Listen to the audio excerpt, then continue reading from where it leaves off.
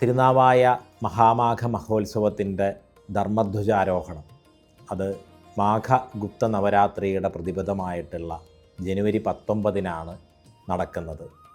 ഈ ധർമ്മധ്വജവും ആ ധർമ്മധ്വജം ഉയർത്തുന്നതിന് വേണ്ടിയിട്ടുള്ള ധ്വജസ്തംഭവും 42 ഈരടി കളരിയായിട്ടുള്ള ആലിപ്പറമ്പ് മലമേൽ പെരിയേടത്ത് കേന്തോട്ടിൽ കളരിയിൽ നിന്നാണ് വലിയ ഘോഷയാത്രയായി തിരുനാവായയിലേക്ക് വരുന്നത്.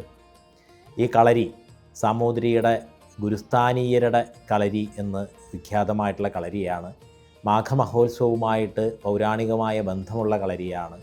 പിന്നീട് സാമൂതിരിയുടെ സദസ്യരായിരുന്ന ധർമ്മോത്ത് പണിക്കരുമായിട്ട് ബന്ധപ്പെട്ടിട്ടാണ് ഈ കളരിയുടെ പാരമ്പര്യം തുടർന്നു വന്നത്.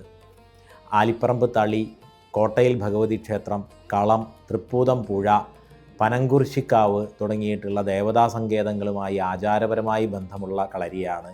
പരിയാനംപറ്റ ക്ഷേത്രത്തിൽ ഉത്സവ വിളംബരം കുറിച്ചിരുന്നത് പണ്ട് ഇവിടെ നിന്നുമായിരുന്നു എന്നുള്ളതാണ് ചരിത്രം. അപ്പം ഇങ്ങനെയൊക്കെ വിശേഷപ്പെട്ട ഈ കളരിയിൽ നിന്ന് വലിയ ഘോഷയാത്രയായി ഈ കൊടിമരവും ധർമ്മധ്വജവും തിരുനാവായയിൽ എത്തിച്ചേരും. ജനുവരി 19 മാഘ മഹോത്സവത്തിൻ്റെ ധർമ്മധ്വജം ആ ദിവ്യദേശത്ത് ഉയരും.